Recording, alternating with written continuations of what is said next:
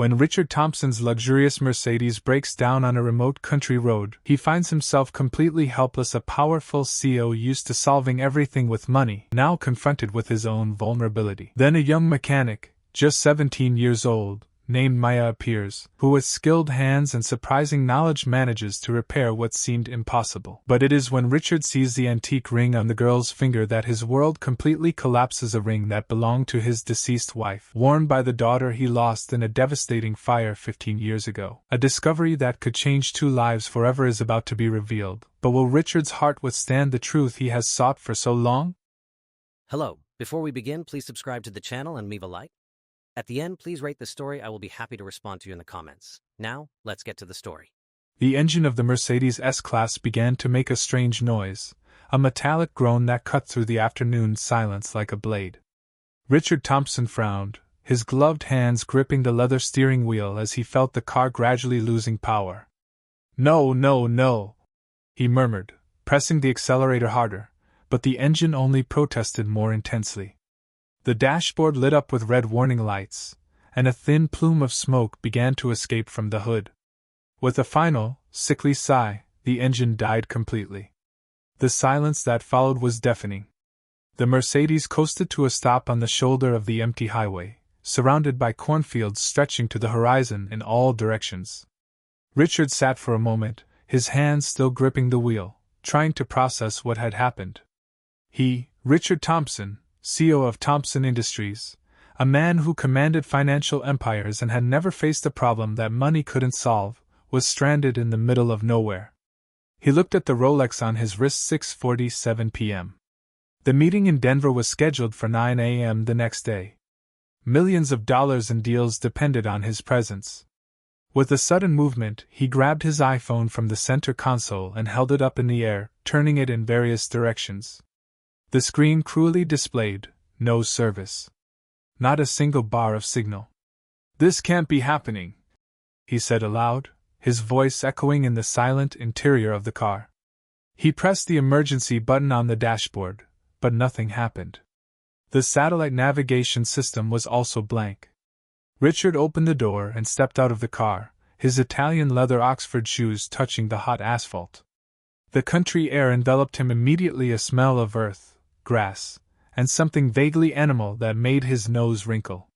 He had never felt so much empty space around him. He walked to the front of the car and lifted the hood, instantly hit by a cloud of hot steam. Not that he knew what to look for. Richard Thompson hadn't opened a car hood in 20 years. His life was made up of drivers, mechanics, and assistants who took care of those mundane details. The sun began to set, turning the sky into shades of orange and pink that, under other circumstances, he might have found beautiful. But now, the beauty of the sunset only meant that darkness was coming, and he was alone in a place that felt millions of miles from civilization. He took off his Armani jacket and threw it onto the driver's seat, feeling sweat forming on his back through the silk shirt. The $600 Italian tie suddenly felt like a noose around his neck. He loosened it with trembling fingers. "Anyone?" he shouted to the empty road, his voice swallowed by the vastness. "Is anyone there?" Only the wind whispering through the cornfields responded. Richard returned to the car and tried to start the engine again, turning the key with growing desperation. The engine didn't even make a sound of attempt. It was completely dead. He stepped out again and began to walk down the road, looking for any sign of life, a farm, a house, even a barn. But there were only endless fields stretching in all directions, occasionally interrupted by weathered wooden fences. His feet began to ache in the expensive shoes, not made for walking on rough asphalt. He had never walked more than a few blocks in his life, always having cars waiting for him. After 15 minutes of fruitless walking, he returned to the Mercedes, breathless and frustrated. He leaned against the car, looking at the empty road stretching in both directions like a black ribbon cutting through the heart of rural America. Reality began to settle in like a cold weight in his chest. He was truly stuck. There was no AAA to call, no assistant to solve the problem, no credit card that could simply make everything disappear. For the first time in decades, Richard Thompson was completely, utterly helpless. The sun continued its relentless descent toward the horizon, and shadows began to stretch across the fields. Soon it would be dark, and he would still be here, next to his dead car, in the middle of nowhere. He looked at the empty road once more, his hands trembling slightly as he felt the weight of loneliness and despair settling into his bones. The man who controlled boardrooms and commanded respect from hundreds of employees was now reduced to this, a solitary figure in an expensive suit, standing next to a broken car, with nothing but corn and empty sky for company. The distant sound of an approaching engine made Richard lift his head with renewed hope. A dark spot appeared on the horizon, slowly growing against the golden backdrop of the sunset. He straightened up, smoothing his wrinkled shirt, and trying to regain some dignity. As the vehicle drew closer, Richard's hope began to waver. It wasn't the emergency service van he had imagined, nor even a police car. It was an old Ford pickup, probably from the 90s, with peeling paint and a slightly dented bumper. The truck made noise as it slowed down, the brakes squeaking lightly before stopping a few meters behind the Mercedes.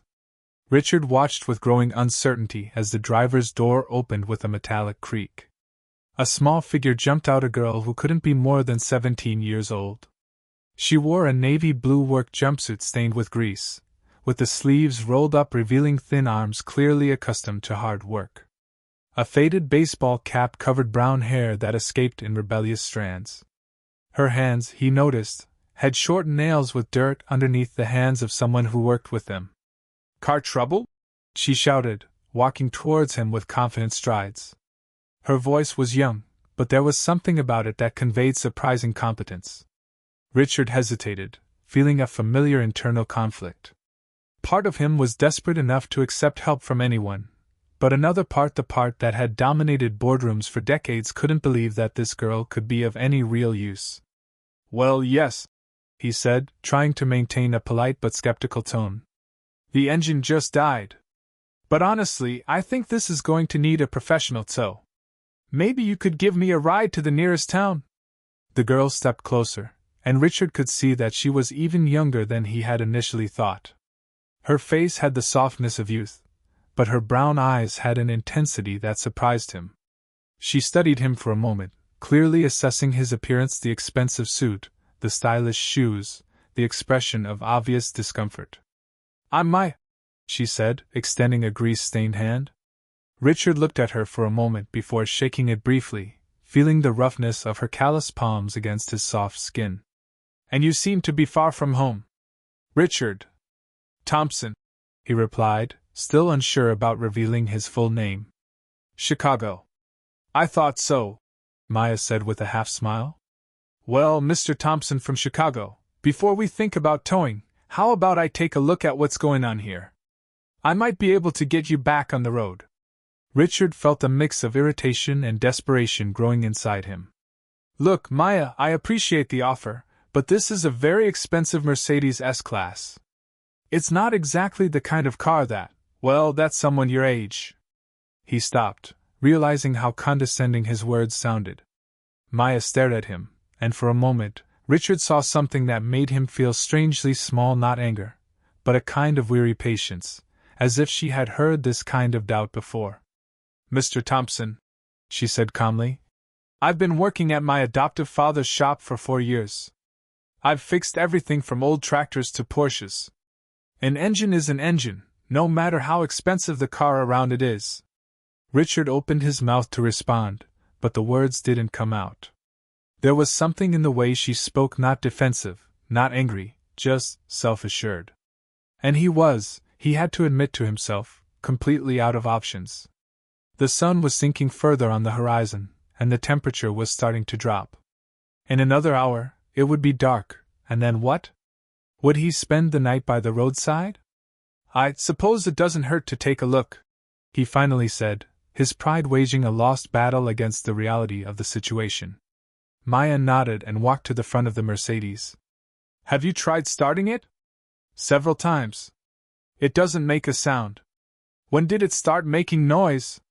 Richard paused, surprised by the question. "Noise? Well, there was a kind of groan, and then some lights came on the dashboard." "What kind of groan?" Maya interrupted, and Richard realized she was asking real questions, technical questions he hadn't expected from someone so young. A metallic sound. And there was smoke coming from the hood. Maya nodded thoughtfully. Probably overheating. Let's see what the problem is. She moved to the front of the car with the confidence of someone who had done this 1,000 times before. Richard watched, fascinated despite himself, as she found the hood latch immediately, something he had struggled to locate earlier. You might want to step back a bit, she said, preparing to lift the hood. It could still be pretty hot in there. The hood opened with a hiss of steam, and Maya didn't flinch. Instead, she leaned in, her hands exploring the engine with the familiarity of a surgeon examining a patient. Richard watched her, his initial incredulity slowly giving way to something close to fascination. She wasn't just looking randomly. Her movements were purposeful, methodical. She checked hoses, tested connections, her fingers finding components Richard didn't even know existed. And all the while, she murmured to herself not the lost words of someone pretending to know what they were doing, but the kind of focused monologue of a professional working through a problem. She said after a few minutes, her voice carrying the tone of someone who had found exactly what she expected to find. I think I know what the problem is. Richard stepped closer, trying to see what she was seeing, but to him, the engine just looked like a confusing mass of metal and hoses. To Maya, clearly, it was an open book. Maya stepped away from the engine for a moment, wiping her hands on her coveralls as she thoughtfully looked at the complex array of components in front of her. Richard could see the gears turning in her mind, processing information that was completely incomprehensible to him. The coolant temperature sensor is sending false signals to the engine control module, she said, more to herself than to Richard. This caused the system to go into protection mode and cut off the fuel. But the sensor itself is fine, it's the electrical connection that's corrupted. Richard blinked, trying to process what she had said. You can determine all of this just by looking? Maya glanced over her shoulder at him, a small smile playing on her lips. Not just by looking. I see the symptoms, hear the story, and piece together the puzzle. She pointed to a small box mounted on the engine. See that green corrosion around the connector? That's copper oxide. It means moisture got into the electrical connection.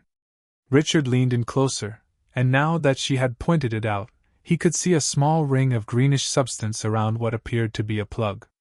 How had she noticed something so small? I'll grab some tools, Maya said, walking back to her truck. Richard followed her, his curiosity overcoming his initial reserve. The bed of the pickup was a treasure trove of organized equipment. Toolboxes, spare parts, wires, and connectors all arranged with a precision that spoke of years of practice. Maya opened a worn toolbox and began selecting specific items, a small electrical cleaning kit, specialized pliers, and some replacement connectors. Do you always carry all of this? Richard asked, genuinely impressed. I work in a shop, Maya replied, picking up a small wire brush. You never know when you might need something. Especially in this area, we're at least 40 miles from the nearest town. Richard watched as she gathered her tools with efficient, practiced movements. There was something almost hypnotic about the way she worked unhurried, yet not wasting time, each movement serving a purpose. Can I ask? I mean, you're very young to have so much experience, he said hesitantly. How did you learn all of this? Maya paused for a moment, her hands still over the tools. My adoptive father, Joe, has a shop in Millfield. He took me in when I was 12. Her voice softened. I was always there after school, watching, asking questions. Joe said if I was going to hang around, I might as well make myself useful. She returned to the Mercedes, Richard walking beside her. So you've been doing this for 5 years? 5 years this month, Maya confirmed, placing her tools in a specific order on the fender. I started with simple things, oil changes, tire rotations. But Joe always said if you're going to do something, you should do it right. So he taught me everything: electrical systems, transmissions, engine diagnostics. Richard watched as she began to work, first carefully disconnecting the corrupted connector. Her movements were precise, confident. There was no hesitation, no fumbling around. She knew exactly what she was doing. "This is amazing," he murmured, more to himself than to her. Maya glanced at him briefly. "What? You? All of this?" "I mean, I've been driving cars for decades and wouldn't have a clue where to start." "Different types of intelligence," Maya said pragmatically, using the wire brush to gently clean the corroded terminals. "You probably know things I'll never learn." Richard considered this. He knew about financial markets, corporate strategies, mergers and acquisitions. But suddenly, standing here on a rural road, watching this young woman solve a problem that had rendered his $80,000 machine completely useless, his expertise felt distant, intangible. "Do you see the difference in color now?" Maya asked, showing him the cleaned connector. Where there had been green corrosion, clean copper now shone. "The corrosion interrupts the electrical connection. It's like trying to whisper through a wall." Richard nodded, fascinated by the analogy. Maya picked up a small replacement connector and began working with specialized pliers, creating a new connection. Her fingers moved with the dexterity of a watchmaker, each movement deliberate and precise. "Joe always says cars are like people," Maya continued as she worked. "When something's wrong, they try to tell you. You just have to know how to listen." Richard watched as she finished the connection, gently testing it before reconnecting everything. There was something almost meditative about watching someone who was truly skilled at their craft. "Done," Maya said, wiping her hands again. "That should do it." She closed the hood and headed for the driver's side. "Can I?" Richard hesitated. No one else had driven this car but him, but then nodded. Maya slid into the driver's seat, quickly adjusting the seat and mirrors with the efficiency of someone familiar with vehicles of all kinds. She turned the key. The engine roared to life immediately, purring with the silky smoothness Richard had taken for granted. All the warning lights disappeared from the dashboard, and the air conditioning began to blow cool. "Jesus!" Richard breathed, incredulous. Maya smiled, a genuine, youthful smile that completely transformed her face. "You're ready to hit the road." Richard stood still for a moment, looking at his perfectly functional Mercedes, then at the young woman who had just performed what seemed like a miracle. 20 minutes ago, he had been stranded, desperate, facing the prospect of a night on the road. Now, thanks to this extraordinary girl, he could continue his journey. I don't know what to say," he said, his voice laden with genuine admiration. That was incredible." Maya got out of the car and began to gather her tools. "Just doing my job," she said simply, but Richard could see the pleasure in her eyes. She had enjoyed the challenge, enjoyed showing off her skills. He watched as she organized her tools back in the pickup, each item returning to its designated place. This young woman, this girl he had initially dismissed, had just demonstrated a level of competence he rarely saw in his own world of highly paid executives. Richard approached Maya as she closed her toolbox, a mix of gratitude and admiration still coursing through his veins. The soft sound of the Mercedes engine in the background seemed almost unreal after hours of forced silence on the empty road. "Maya, I really don't know how to thank you," he said, his voice laden with genuine emotion. "You saved me from a terrible situation." She shrugged, but he could see the pleasure in her eyes. "It was fun, actually. I don't see many Mercedes around here. It was a good challenge." "No, you don't understand," Richard insisted, reaching for his wallet. "This goes far beyond just fixing a car. I have an important meeting tomorrow, and if I hadn't made it..." He shook his head. "You literally saved my career." Maya frowned. "Look, Mr. Thompson, I didn't do it for money. I just helped because you needed it." "But I insist," Richard said, opening his wallet. "At least let me pay for the parts, for your time." He paused, pulling out some $100 bills. "Will this cover it?" Maya looked at the money and then at him, clearly uncomfortable. "That's too much.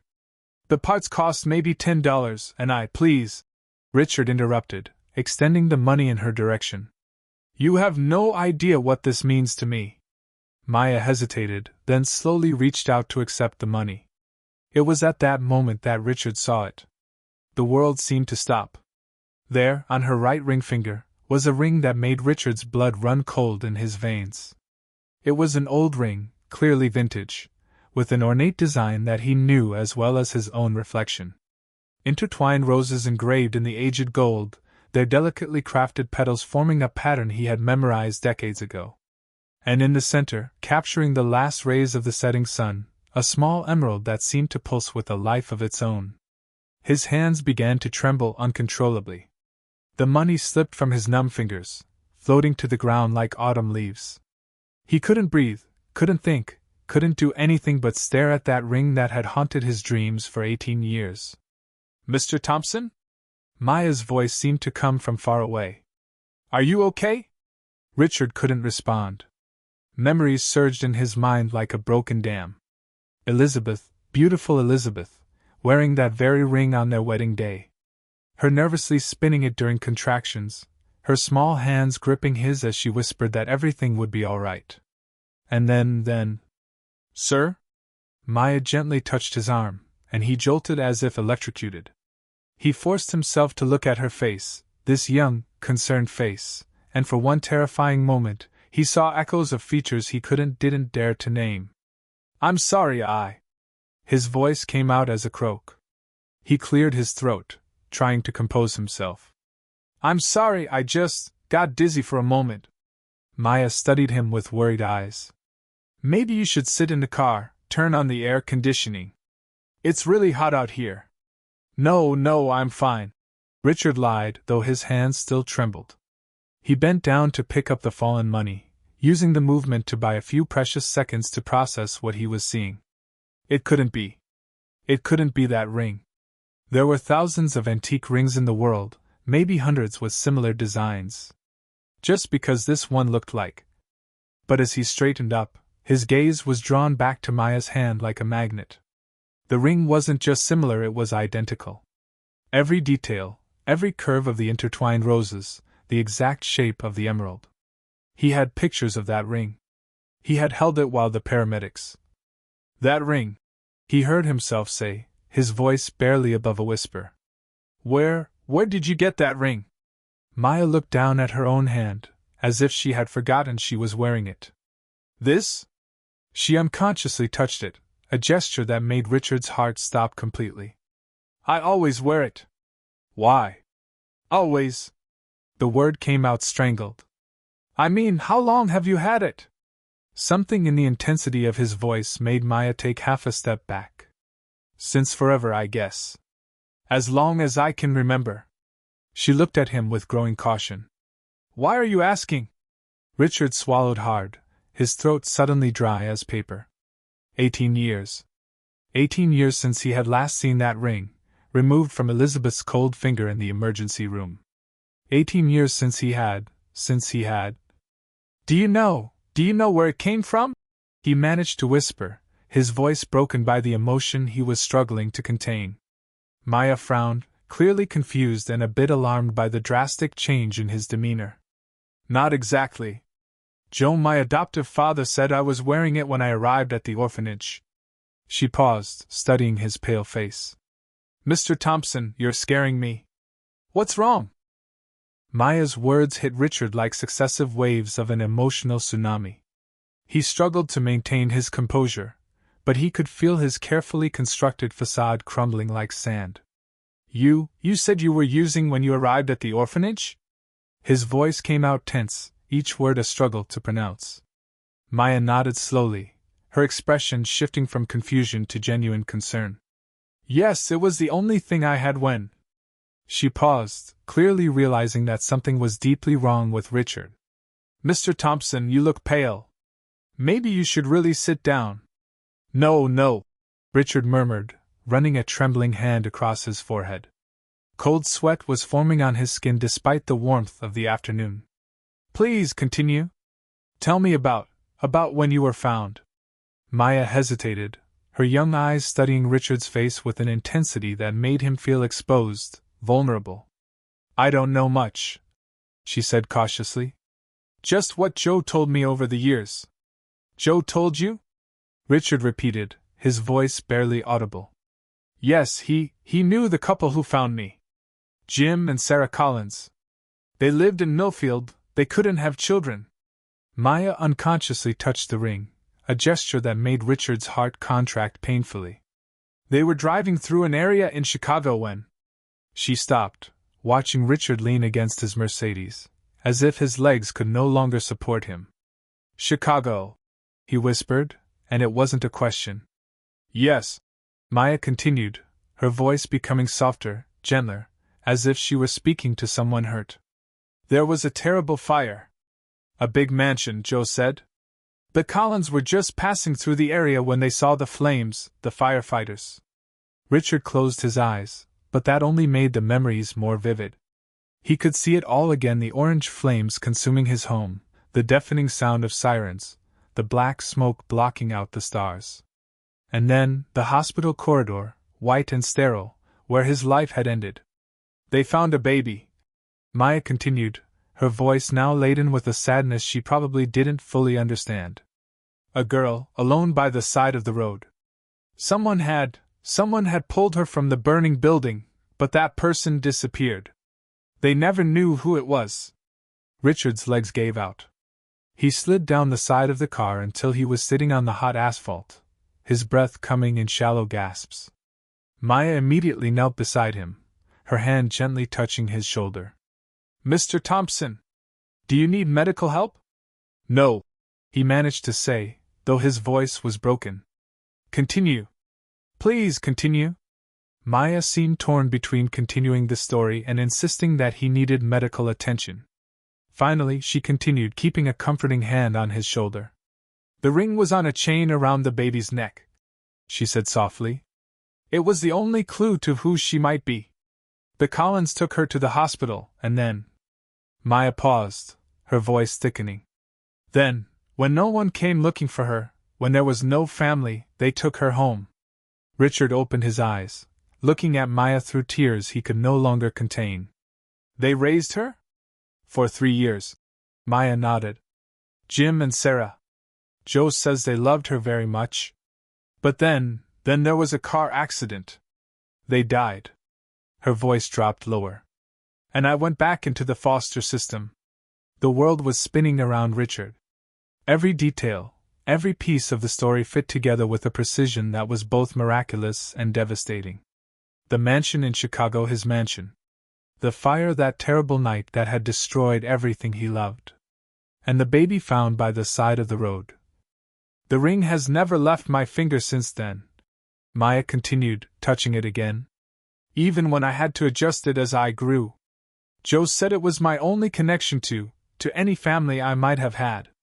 Richard couldn't speak. He couldn't breathe. His hands trembled so violently that he had to press them against the ground to steady himself.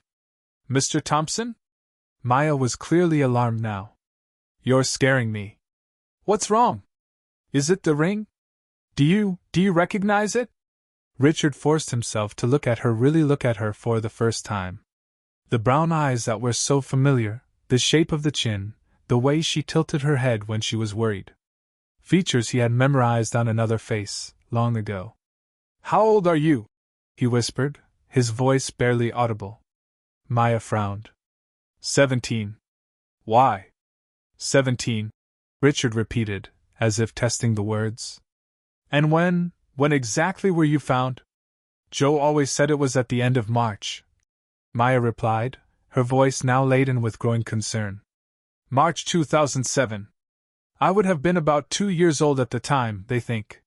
She paused, studying his devastated face. Mr. Thompson, you're scaring me. Why do these questions matter? Richard closed his eyes again, doing calculations he had already made 1,000 times in his heart. March 2007. She would have been 2 years old. Which meant she was born in 2005. He whispered to himself. What? Maya leaned in closer. Richard opened his eyes, and Maya saw something in them that made her recoil slightly. It was pure despair, the kind of despair that comes when the entire world changes in an instant. You were born in 2005, he said, his voice broken. Wasn't it? The world around Richard faded away as the memories he had buried so deeply began to emerge like ghosts from the past. He could feel the weight of 15 years of pain unfolding in his chest, each memory a sharp blade cutting through the walls he had built around his heart. March 2007. He was back in that hospital corridor, the smell of disinfectant burning his nostrils, the doctor's words echoing in his mind, "I'm sorry, Mr. Thompson. We couldn't find any sign of the child. The fire was too intense." But before that, long before that, there was happiness. There was Elizabeth. Richard could see her clearly now, as if she were standing before him. Elizabeth with her silky brown hair falling in soft waves over her shoulders, her brown eyes shining with that gentle humor that had captured his heart in college. She was wearing a navy blue dress, the same one she had worn on the night of the party, nervously spinning that old ring that belonged to her grandmother. "Are you sure Isabella is okay?" she had asked, touching the ring as she always did when she was anxious. "Maybe we should cancel the party. She was a bit fussy today." "She's perfect," Richard had replied, kissing her forehead. "And the babysitter is with her. Let's just enjoy the night." The party had been to celebrate the merger of his company with Mitchell and Associates, the first big deal that would set him on the path to becoming the mogul he was today. The mansion in Lake Forest was filled with important people, laughter and conversation flowing through the elegant halls. Isabella was only 6 months old, a perfect doll with big brown eyes like her mother's and a smile that could melt the coldest heart. Richard remembered putting her to bed that night, her tiny fingers curling around his as she fell asleep.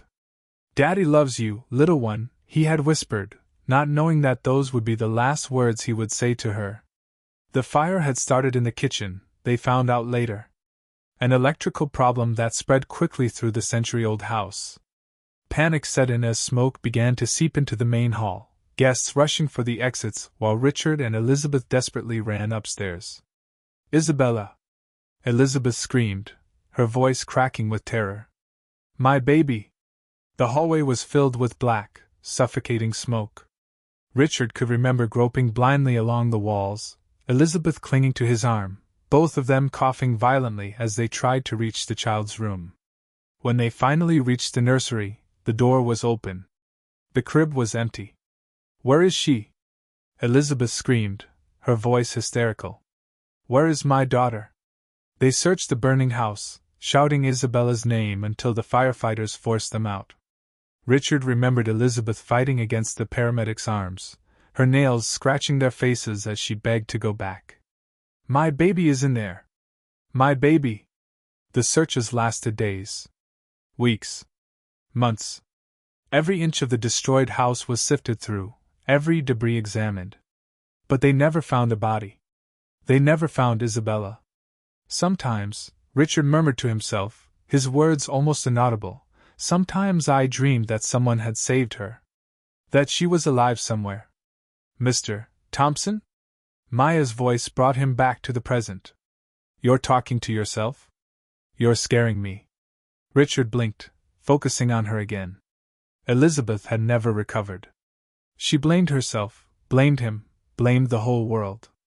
Whole nights she would stay awake, looking at pictures of Isabella, whispering her name like a prayer. "I can't do this anymore," she had said 6 months after the fire, her things packed at the entrance of the temporary house they had rented. "I can't look at you and not see her face. I can't live in this world where she doesn't exist." "Elizabeth, please," Richard had pleaded. "We can get through this together. We can try again." "No," she shook her head, tears streaming down her cheeks. "There is no trying again. There is only Isabella, and she is gone. And part of me died with her." She had left that morning, taking only a suitcase and the ring that now sparkled on Maya's finger. Richard never saw her again. He learned years later that she had moved to Oregon, where she died in a car accident just 3 years later. The ring should have been buried with her. It should have disappeared forever with all the other traces of her former life. But here it was, on the finger of a 17-year-old girl who had been found as a baby after a fire in Chicago. Richard had thrown himself into work after Elizabeth left. 16 hours a day, 7 days a week, building an empire that was now worth billions. Every deal, every acquisition, every victory had been an attempt to fill the void left by a 6-month-old little girl who had vanished on a night in March. "I lost a daughter," he whispered, the words escaping before he could stop them. Maya leaned forward, her brown eyes, those terribly familiar eyes, filled with compassion. "Mr. Thompson, I'm so sorry. She was 6 months old," Richard continued, his voice breaking. "Brown hair like her mother's. Brown eyes. She disappeared on a night in March 2007, during a fire in our home in Chicago." Maya became very quiet, her breathing becoming shallow. "Her name was Isabella," Richard whispered, and then, for the first time, really looked at Maya. He saw the shape of her eyes, not just the color, but the exact shape, slightly almond-shaped, like Elizabeth's. He saw the line of her jaw, delicate yet determined, just like Elizabeth's when she was focused on something. He saw the way Maya tilted her head when she was thinking, a gesture Elizabeth made 1,000 times a day. And her hair brown with those golden highlights that appeared in the sunlight, just like Elizabeth's had been. "Oh my God," he breathed, his voice barely audible. You have her face." Maya recoiled, her eyes widening. "Whose?" "Elizabeth's," Richard whispered, tears now flowing freely down his cheeks. "You have Elizabeth's face. You have the face of my wife." Richard tried to stand up, his legs shaking violently as he struggled to keep himself upright. Maya reached out to help him, an instinctive gesture that made his heart contract even more. Even in her confusion, she showed the same natural kindness that Elizabeth had always had. "Maya," he said, his voice hoarse and broken. Can I tell you about Isabella?" Maya nodded slowly, though he could see in her eyes that she was torn between curiosity and fear of what she might hear. "She was born in September 2004. Richard began, wiping away the tears that kept falling. She was perfect. Small but perfect. And Elizabeth made sure she wore the family ring since she was a baby." "The family ring?" Maya unconsciously touched the ring on her finger. "That ring belonged to Elizabeth's grandmother, then to her mother, then to Elizabeth herself," Richard explained, his voice growing stronger as the memories flowed. "Elizabeth always said it would be Isabella's one day. She would put it on a chain around the baby's neck whenever we went out, as a protection."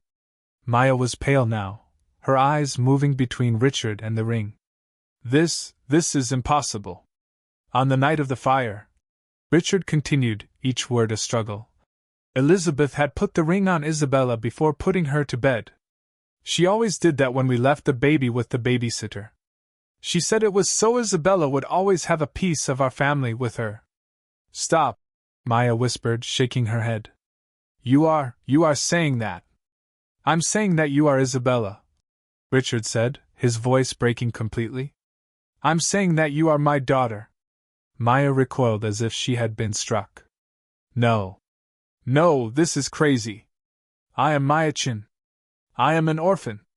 I was found by strangers and—" "You were found by strangers because someone saved you from the fire," Richard gently interrupted her.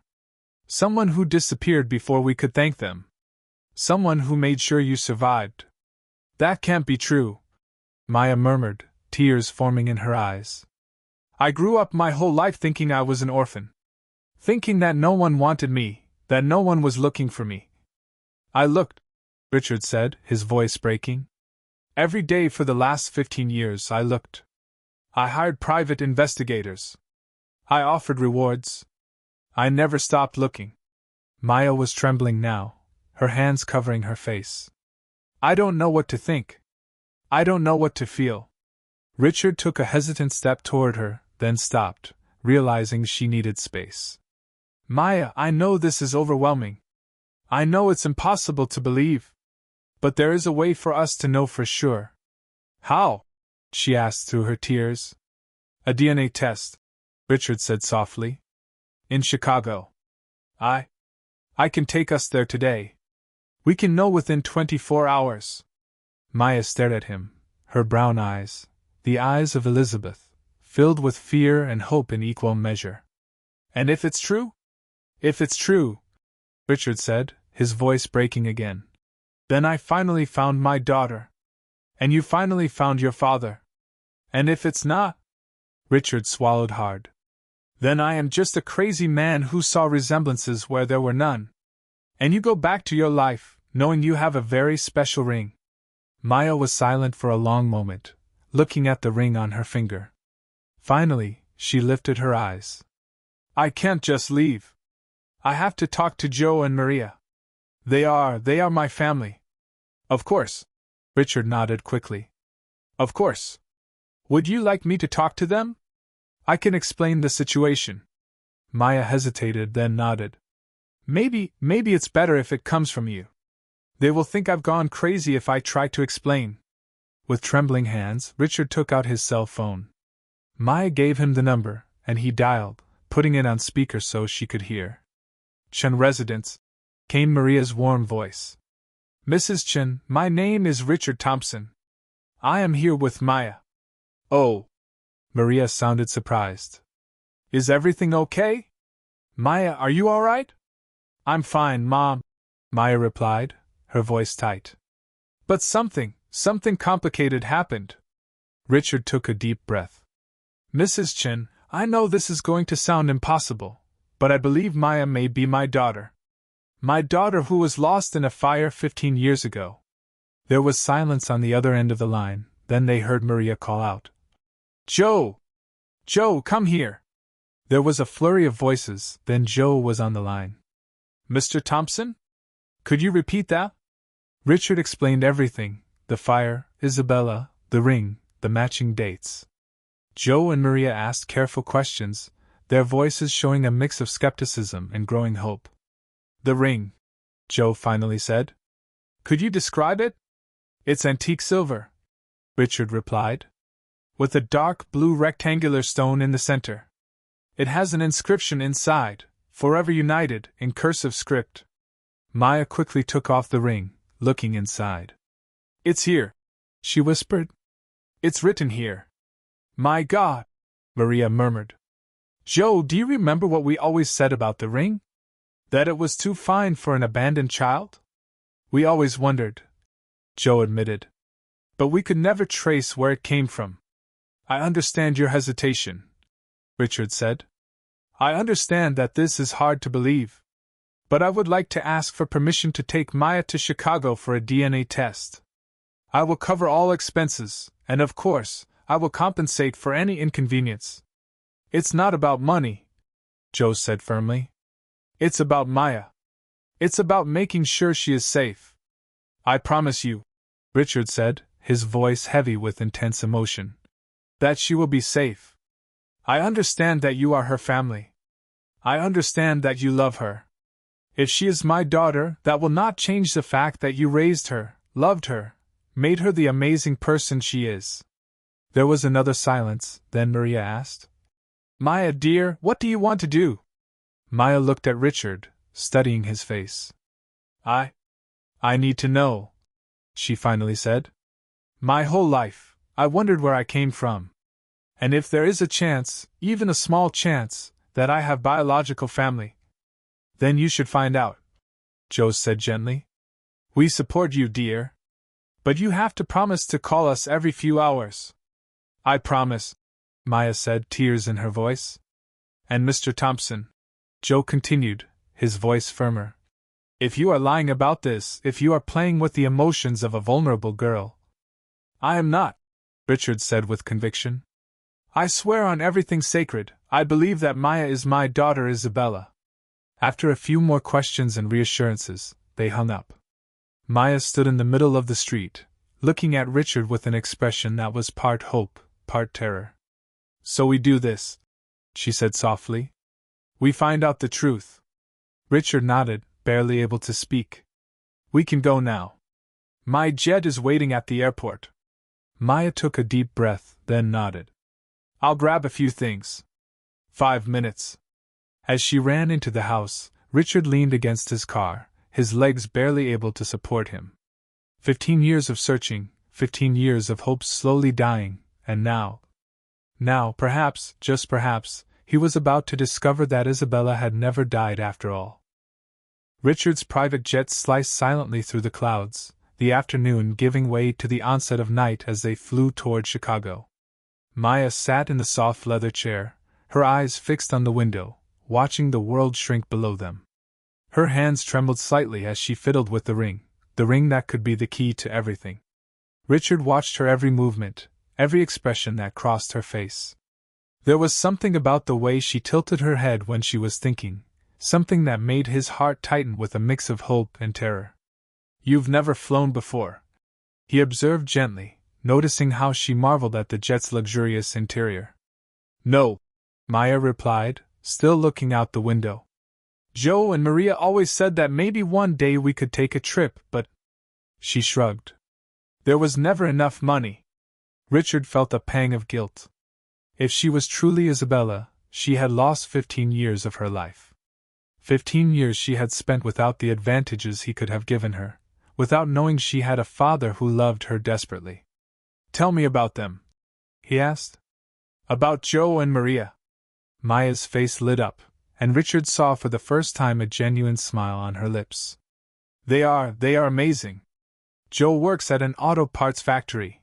That's where I learned to love cars. He always came home with grease-stained hands, and when I was little, I insisted on helping him fix things in the yard.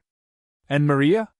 "Maria is a nurse at the public hospital," Maya said, her voice full of affection. "She works double shifts sometimes, but she always finds time to cook dinner for us.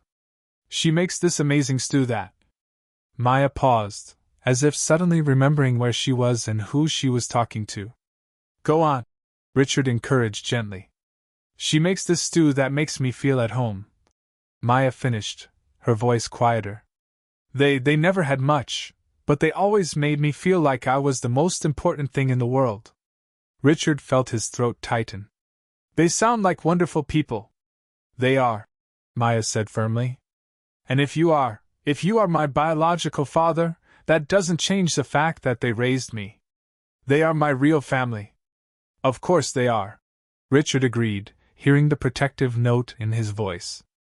"I would never try to change that. I just want to be part of your life, if you let me." Maya studied him with those brown eyes that were so terribly familiar. "You mentioned you lost your wife too?" Richard nodded, his voice growing rough. "Elizabeth died 3 years after the fire. Car accident. She never recovered from losing Isabella. Never recovered from everything." "I'm sorry," Maya said softly, and Richard could see that she truly felt it. "It must have been terrible to lose both." "It was," Richard admitted. "I threw myself into work. Built one company, then another. Always thinking that if I kept busy enough, the pain would stop." "And did it stop?" Richard shook his head. "No. It just got quieter. But it was always there." Maya was quiet for a moment, then asked, "What would you have liked to have done? If Isabella had survived?" Richard smiled sadly. "I would have liked to teach her to drive. I would have liked to scare her when she brought her first boyfriend home. I would have liked to help her with her homework and argue with her about cleaning her room." "Normal dad stuff," Maya murmured. "Normal dad stuff," Richard agreed. "I wish I could have just been a normal dad." Maya looked at him with an expression he couldn't decipher. "You can still be," she said softly. If I am her. If I am Isabella." Richard's heart leaped, but he tried not to show how much hope those words stirred in him. They landed in Chicago as the sun was setting, painting the sky with shades of orange and pink. Richard had arranged for them to go straight to the Genesis Medical Center, a discreet private clinic that promised DNA results in 24 hours. The process itself was quick and simple: some swabs, some forms, some blood tubes. Maya was nervous, biting her lower lip in a way that made Richard vividly remember Elizabeth when she was anxious. 24 hours, the technician said with a professional smile. "We'll call the number you provided as soon as the results are ready." Richard had booked a suite at the Four Seasons, with separate but connected rooms. Maya was awestruck by the luxury, touching everything with careful reverence. This is amazing," she murmured, looking out the floor-to-ceiling window at Lake Michigan. "I've never seen a place like this. Do you like it?" Richard asked, watching her reaction. "It's beautiful," Maya said, "but it's also kind of scary. Like, how much does a night here cost?" Richard had to smile. "Enough that I don't want you to worry about it." They ordered room service for dinner, and Maya insisted on sitting on the living room floor instead of at the formal table. "It's more comfortable," she explained, and Richard found himself joining her, something he hadn't done in decades. "Tell me about cars," he said, watching how her eyes lit up. "Oh God," Maya laughed. "Where do I start? There's something about engines that just makes sense to me. The way all the parts fit together, how each component has a specific purpose." She continued talking, her hands moving expressively as she described different types of engines, problems she had solved, dreams she had of opening her own shop. "Joe says I have a natural gift," she said, blushing slightly. "He says he's never seen anyone understand engines the way I do." "That's from Elizabeth," Richard said softly. "She was an engineer. She always said she could see how things worked just by looking at them." Maya stopped talking, her eyes widening. "She was an engineer?" "Mechanical engineer," Richard nodded. "She worked for Ford for a while, before Isabella was born. She always said she wanted to go back to work when Isabella was older." "Oh my God!" Maya murmured. "I always thought I was weird because I like things that other girls didn't like." "There's nothing weird about that," Richard said firmly. "Elizabeth used to say that the best engineers were the ones who could feel what the machines were trying to tell them." Maya looked at him with an expression of admiration. "She sounds like she was an amazing woman." "She was," Richard agreed, his voice growing softer. "She was kind, smart, funny. She could make me laugh even when I was having the worst day. And she loved Isabella more than anything in the world." They sat in comfortable silence for a moment, then Maya asked, "What would you have liked to have said to her? If you could talk to her now?" Richard thought carefully. "I would have liked to say I'm sorry for not being able to save them. That I'm sorry for failing as a husband and father." "You didn't fail," Maya said firmly. "You were caught in a terrible situation. It wasn't your fault." "Elizabeth couldn't stop blaming herself," Richard said. "She said she should have stayed home with Isabella that night. That she shouldn't have trusted anyone else to take care of the baby. My adoptive parents, Joe and Maria, they always told me that sometimes bad things happen to good people," Maya said softly. "That it's not about blame. Just life." Richard watched her, impressed by her maturity. "You're very wise for 17. Maya shrugged. "Growing up in foster care teaches you to deal with hard things early." They continued talking late into the night, sharing stories, laughter, and moments of comfortable silence.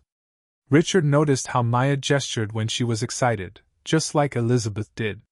He noticed how she bit her lip when she was thinking, how she tilted her head when she was listening intently. And Maya, in turn, began to see beyond Richard's wealth and power. She saw a man who had carried pain for 15 years, who had built an empire to try to forget the family he lost. She saw kindness in his eyes, a hunger for connection that mirrored her own search for belonging. "You know," Maya said as they prepared for bed, "regardless of what the tests say, I'm glad I met you." "Me too," Richard said, his voice thick with emotion. You are an extraordinary person, Maya. Isabella or not, you are extraordinary." The next day, they spent the morning exploring Chicago. Richard showed Maya the places he and Elizabeth used to go, sharing memories he hadn't revisited in years. Maya listened intently, asking careful questions, treating each story like a precious treasure. They were having lunch at a cafe near the lake when Richard's phone rang. The number on the screen was from the Genesis Medical Center. "It's them," he said, his voice barely audible. Maya became very still, her eyes fixed on the phone. "Are you going to answer?" Richard looked at her, seeing the fear and hope in her eyes mirroring his own. "We're going to answer," he corrected, putting the phone on speaker between them. "Mr. Thompson?" This is Dr. Martinez from Genesis Medical Center. Your results are ready. But whatever the answer, we will face it together. Maya took his hand, and in that moment, both felt a connection that transcended what any test could say. They had found each other, and that was already more than either of them had hoped for. Dr. Martinez's office seemed smaller than Richard remembered. The beige walls and framed diplomas felt like they were closing in on them as they sat side by side in leather chairs that creaked softly with every nervous movement. Maya had intertwined her fingers so tightly that her knuckles were white, and Richard could hear his own breath echoing in his ears. Dr. Martinez, a middle-aged man with graying hair and glasses, entered carrying a manila folder. His expression was professional, but Richard caught something softer in his eyes as he greeted them. "Mr. Thompson, Maya," he said, sitting down behind his desk. "Thank you for coming in so quickly." "Doctor, please," Richard said, his voice coming out rougher than he intended. We need to know." Dr. Martinez nodded, carefully opening the folder. "I understand that this situation is unique and emotionally charged for both of you. I want you to know that we conducted the tests 3 separate times to ensure absolute accuracy." Maya let out a small whimper, and Richard instinctively reached out to take her hand. She gripped his fingers desperately. "The results are conclusive," Dr. Martinez continued, his eyes moving between them. "Based on the comparative DNA analysis, there is a 99.99% probability that you are biologically related as father and daughter." For a moment, the world stopped. Richard heard the words, but they seemed to come from far away, as if he were listening through water. Maya had become completely still beside him, not even breathing. Are you sure?" Richard finally managed to ask. "Absolutely," Dr. Martinez replied gently. "Mr. Thompson, Maya is definitely your daughter." It was as if a dam had burst. Richard doubled over, 15 years of pain, hope, and despair pouring out of him in sobs that shook his entire body. "Isabella," he whispered through tears. "My Isabella." Maya was crying too, but silently, tears streaming down her face as she looked at Richard as if she were seeing him for the first time. I have a father," she murmured. "I really have a father." Without thinking, Richard turned and pulled Maya into his arms. She did not resist, melting against him as they both cried 15 years of separation. He could feel her soft hair against his face, could feel how she trembled in his arms, and for the first time since that terrible night, Richard felt whole. "My girl," he whispered in her ear. "My precious girl. I search for you every day. Every day." "I know," Maya sobbed against his shoulder. "I can feel it. I always knew someone was looking for me. I always knew." Dr. Martinez discreetly left the office, allowing father and daughter to have their moment. They held each other for a long time, letting 15 years of loss and pain be washed away by the tears they had held for so long. When they finally separated, Maya wiped her eyes with the backs of her hands. Does this mean my name is really Isabella?" "Isabella Thompson," Richard confirmed, his voice still thick with emotion. "But you are Maya too. You are who you choose to be." "I don't know who I am anymore," Maya admitted, her voice small and confused. "My whole life, I thought I was Maya Chin, the orphan girl that nobody wanted. And now you know you were always wanted," Richard said firmly. "You were always loved. By me, by your mother, and by Joe and Maria who raised you with so much love." Maya nodded, wiping more tears away. "Joe and Maria, they will always be my parents. They saved me, loved me when I had no one else. And they will always have a special place in our family," Richard said. "They did what Elizabeth and I could not do. They took care of you, protected you, shaped you into the amazing person you are." Maya smiled through her tears. "Do you really mean that?" "Every word," Richard confirmed. "I want to meet them properly. I want to thank them for taking care of the most precious thing in the world to me." Maya took her phone with trembling hands. "I need to call them. They are waiting." "Of course," Richard said. "Do you want me to talk to them?" Maya nodded, and Richard dialed the number, putting it on speakerphone. When Joe answered, his anxious voice came through the line. Maya? How did it go? Joe, Maya said, her voice breaking. It's true. He is my father. There was silence on the other end, then they heard Joe calling for Maria. In seconds both were on the line. Oh dear, Maria whispered. How are you feeling? Confused, Maya admitted. Happy, but confused. Everything has changed, but also, it hasn't changed. Mr. Thompson, Joe said, his voice careful. Are you there? I am, Richard replied. And I want you to know that I am eternally grateful to you. You saved my daughter. You loved her when I couldn't be there to do it. She is special, Maria said, her voice emotional. She has always been special. She is, Richard agreed. And I hope you will allow me to be part of your family. I would never try to replace you. You are her parents. You always will be. You are welcome, Joe said warmly. Any father of Maya is family to us. After a few more minutes of emotional conversation, they hung up. Maya looked at Richard, her eyes still red from crying. So what happens now? She asked. Now, Richard said softly, you decide. You can go home, continue your life as it has always been. Or you can stay a little longer, and I can tell you about your mother. About who you were before you became Maya. Maya touched the ring on her finger, the ring she now knew had belonged to her biological mother. I want to know, she said softly. I want to know everything. Richard smiled, and for the first time in 15 years, it was a smile of pure joy. Your mother would have been so proud of you. She would have loved that you became a mechanic. She would have loved your passion for fixing things. Even if it's dirty work? Especially because it's dirty work. Richard laughed. Elizabeth always said that the best things in life required getting your hands a little dirty. Maya smiled, and Richard saw Elizabeth in that smile, the same warmth, the same light in her eyes. Dad, Maya said hesitantly, testing the word. That sounds strange. It sounds perfect, Richard said, his heart filling with a joy he thought he would never feel again. Absolutely perfect. Would you like to tell me about her? About my mother? Maya asked, her voice full of a hunger that Richard recognized, the same hunger he had carried for 15 years. I would love to, Richard said, reaching out for her. I would like to tell you about Elizabeth, about how you two looked alike, about how she sang to you to sleep. Maya took his hand, and Richard knew that no matter how much time they had lost, they had the rest of their lives to make up for it. His Isabella had come home. Autumn had painted Chicago in golden hues, and the smell of dry leaves mingled with the familiar aroma of motor oil and metal that now defined Maya's new world. She was under the hood of a cherry-red 1967 Mustang, her hands working with the precision of a surgeon as she adjusted the carburetor.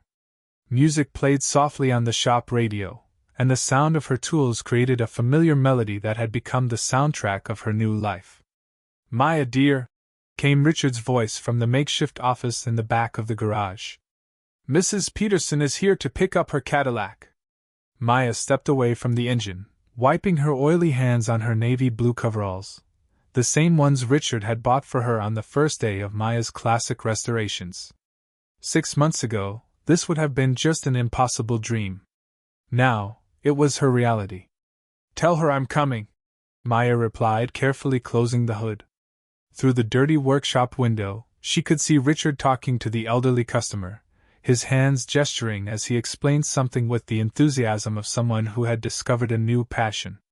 In the past 6 months, Richard had transformed from a relentless executive into something Maya never expected, a proud father who couldn't stop talking about his mechanic daughter. He had converted the 3rd floor of his penthouse into a complete apartment for Maya, but made it clear that she would always have her own key and total freedom. Dad, Maya called, testing the word that still sometimes sounded strange on her tongue. Can you bring the Cadillac forward? Richard appeared wearing one of the expensive suits that had been his armor for so many years, but now there was a lightness in his steps that hadn't existed before. Of course, sweetheart. Maya watched as he handled the keys with careful reverence. In the early months, Richard had been awkward around the cars, treating them like fragile and dangerous objects. Now, he was beginning to develop a real appreciation for mechanics, though he was still too cautious for Maya's taste.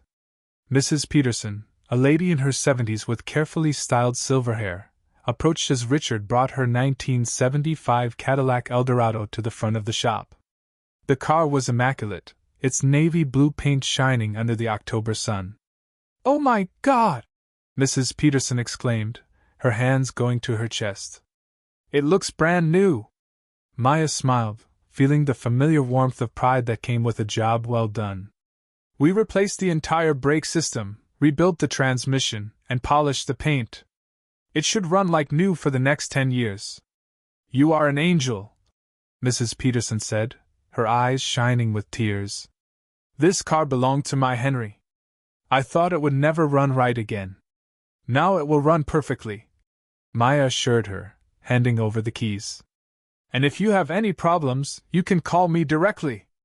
After Mrs. Peterson left, driving away in her restored Cadillac with a radiant smile, Maya and Richard stood in front of the shop. The sign Maya's Classic Restorations glowed above them, and Maya still had to pinch herself sometimes to believe that all of this was real. "Are you happy?" Richard asked, his voice carrying that note of paternal concern he had developed. "I am," Maya replied honestly. "Sometimes it still feels surreal, but yes, I am very happy." Richard nodded, but Maya could see that something was weighing on his mind. In recent months she had learned to read his expressions, just as he had learned to interpret her moods. "What is it?" she asked. "Joe called this morning," Richard said carefully. "He said you haven't called home in 3 days." Maya felt a pang of guilt. "I know. I've been so busy with the Mustang and—" "Maya," Richard gently interrupted. "They miss you. And you miss them too?" It was true. As much as Maya loved her new life in Chicago, as close and loving as her relationship with Richard had become, she still missed Millfield in a way that hurt. She missed the smell of Maria's coffee in the morning, missed Joe's historical stories about classic cars, missed the simplicity of her former life. "I know," Maya admitted. "Sometimes I feel like I'm betraying you by being happy here." "You're not betraying anyone," Richard said firmly. "You're building bridges, not burning them. Joe and Maria understand that." Maya nodded, knowing he was right. Her weekend trips to Millfield had become a cherished tradition, and Joe and Maria had visited Chicago twice, impressed by the shop but more impressed by the obvious love between father and daughter. "Maybe I should visit them this weekend," Maya said. "Maybe we should visit them," Richard corrected. "If you want company." Maya smiled. "I would like that." They went back inside the shop, where Maya resumed her work on the Mustang while Richard settled into a nearby chair, reviewing some company papers. This had become their comfortable routine, Maya working while Richard contributed his quiet presence, occasionally asking questions or offering water or coffee. "You know," Richard said after a while, "I never thought I would spend my free time in a mechanic's shop." "You don't have to stay here," Maya said, glancing at him over the engine. "I know you have work." "There's nowhere I'd rather be," Richard replied, and Maya could hear the absolute sincerity in his voice. "Besides, someone has to make sure you're eating properly." Maya laughed. "I eat. Donuts and coffee don't count as proper meals," Richard said with mock sternness. It was an argument they had had countless times. Richard had become protective of Maya's eating habits, constantly bringing sandwiches and fruit to the shop. Maya pretended to be annoyed, but secretly loved the attention. "Speaking of food," Richard continued, "Maria gave me her stew recipe. I thought we could try making it together tonight." "You cook?" Maya asked, genuinely surprised. "I'm learning," Richard defended. "YouTube is a wonderful teacher." Maya laughed, imagining Richard trying to follow cooking tutorials. "I have to see that." They worked in comfortable silence for another hour until Maya finally closed the hood of the Mustang and stepped back, stretching her back. "Done," she announced. Another one completed. How many cars have you restored since you opened? Richard asked. 16. Maya replied with pride. And I have a 3-week waiting list. You're becoming famous, Richard observed. You're exaggerating, Maya said, but she was smiling. I'm not, Richard insisted. You have a gift, Maya. A real gift. Maya looked at him, seeing something in his expression that she couldn't quite identify. Dad? What is it? Richard was quiet for a long moment, then he stood up and approached her. There's something I've wanted to say for months, but I never found the right words. What is it? Richard took her hands, not caring about the grease that stained his palms. On that first day, when you fixed my car in Millfield, I thought you were just fixing my engine. But you weren't, were you? Maya frowned, not sure where he was going with this. You didn't just fix my car that day, Richard continued, his voice thick with emotion. You fixed my broken soul. The words hit Maya like a physical blow. She felt tears spring to her eyes as she looked at her father, this man who had been sophisticated and powerful but hollow, who had spent 15 years walking through life without truly living. Dad, she whispered. For 15 years I was just existing, Richard continued. Going through the motions, building companies, making money, but never really living. And then you showed up, covered in grease, arguing with me about payment, and suddenly everything made sense again. Maya pulled him into a hug, feeling his arms tighten around her. You fixed me too, she said into his shoulder. You gave me a history, a story, a place where I belong. They held each other for a long moment, surrounded by the familiar sounds and smells of Maya's garage, the place where both of them had found healing in their own ways. You know what? Richard said when they finally separated. What? I think it's time I learned to get my hands dirty. Maya raised an eyebrow. What do you mean? Richard walked over to the corner where Maya kept the spare coveralls and picked up a set. I mean, teach me. Show me how to really work on cars. Are you serious?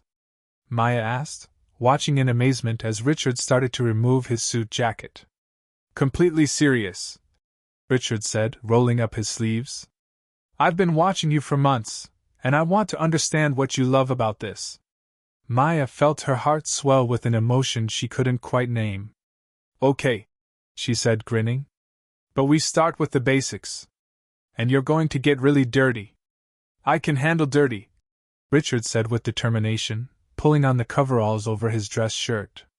Maya laughed, seeing her sophisticated father transformed into something entirely new. All right then. Let's start with changing oil. She led him to a Honda Civic that had come in that morning. Você é natural. Richard sorria com o elogio, e Maya percebeu que isso era o que lhe faltava neo apenas pai, mas parceiro na coisa que ela mais amava. Alguém que queria entender su mundo, que estava disposto a ser de sua zona de conforto para compartilhar sua paiseo. Enquanto trabalhavam juntos, Maya se veio contando a Richard histórias sobre diferentes carros que havia consertado, sobre a satisfação de resolver quebra-cabeças mecânicos, sobre a alegria de trazer algo quebrado de volta à vida. Richard ouviu atentamente, fazendo perguntas e mostrando interesse genuíno em cada detalhe. Você sabe o que eu amo sobre isso? Richard disse enquanto terminavam de trocar o óleo. Ok? É trabalho honesto. Richard disse, olhando para suas mãos manchadas de óleo com algo como admiraco. Você pega algo quebrado e o torna inteiro novamente. Há algo bonito nisso. Maya assentiu, entendendo exatamente o que ele queria dizer. Isso é o que eu sempre dizia. Ele dizia que cada carro tem uma história, e quando você o conserta, está ajudando essa história a continuar. Eu parece hamem sabio, disse Richard. Ele é, concorda Maya. Você vai gastar ainda mais dele quando conhecê-lo melhor. Enquanto o sol da tarde começava a entrar pelas janelas de garagem, projetando longas sombras pelo chão de concreto, Maya e Richard trabalhavam lado a lado. Richard era desagitado y cuidadoso, más determinado. Maya era paciente y encorajadora, encantando así por tu alguien para compartilhar su conocimiento. Eco que está pagando o jito disso. Dice Richard en cuanto terminavam de instalar novo filtro de ar, você esta, confirma Maya. Pronto para o próximo paso? ¿Cuál es o próximo? Vamos trocar as pastillas de freio. Dice Maya, puxando as ferramentas necesarias. É pouco mais complicado, mas eco que você consegue. Richard assentiu seriamente, arregatando ainda mais as mangas. Suas roupas caras estavam agora completamente manchadas de óleo e graxa, mas ele parecia completamente alheio a isso. Maya nunca o tinha visto tão relaxado, tão genuinamente feliz. Enquanto trabalhavam, Maya se vai pensando sobre a jornada que o estro esse momento. 6 meses atrás, ela era Maya Chin, a criança acolhida que trabalhava caras porque era a única coisa que fazia sentido mundo que muitas vezes não fazia. Agora ela ainda era Maya Chin, mas também era Isabella Thompson, a filha de homem que amava o suficiente para sujar as mãos apenas para entender melhor. Você sabe qual é a melhor parte disso? Maya disse enquanto terminavam de instalar as novas pastilhas de freio. Qual? Richard perguntou, enxergando o suor de testa e deixando uma marca de graxa para trás. Estamos consertando coisas juntos, disse Maya. Toda a minha vida, eu fui a que consertava as coisas. Mas agora eu tenho alguém que quer consertar as coisas comigo. E expresso de Richard suaviza. Você sempre terá isso, ele disse. Não importa o que aconteça, você sempre terá a mim. Maya sorriu, sentindo uma completude que nunca havia experimentado antes. Ela tinha seus pais aditivos, que lhe deram amor e estabilidade quando mais precisava. Ela tinha seu pai, que lhe deu história e identidade. E ela tinha seu trabalho, que lhe dava propósito e alegria. Pronto para limpar? Maya perguntou enquanto o sol comunicava por do lado de fora. Quais, disse Richard, alhando eu rede de garagem com satisfação. Só quero lembrar este momento. Lembra do que? Do momento que finalmente entendi o que significa ser seu pai. Richard disse simplesmente. Não apenas o homem que proved para você, mas o homem que compartilha seu mundo. Maya sentiu lágrimas brotaram seus olhos novamente. Eu te amo, pai, disse ela, usando a versão mais curta de papai que se tornara natural ao longo dos meses. Eu também te amo, querida, disse Richard, puxando-a para outro abraço. Minha filha brilhante, talentosa e incrível. Enquanto estavam ali na garagem, cercados pelas ferramentas e caras que se tornaram sua linguagem comum, Maya percebeu que ambos haviam encontrado algo que nem sabiam que estavam procurando. Richard havia encontrado seu propósito novamente, e Maya havia encontrado seu lugar no mundo. Eles não eram mais o executivo quebrado e a criança acolhida perdida que se encontraram pela primeira vez uma garagem de cidade pequena. Eles eram pai e filha, professor e aluno, parceiros no trabalho de consertar coisas e torná-las inteiras novamente. E pela primeira vez na vida de ambos, tudo estava exatamente como deveria ser. If you enjoyed this story, subscribe to the channel and leave a like. These other stories will also move you. Click to keep watching.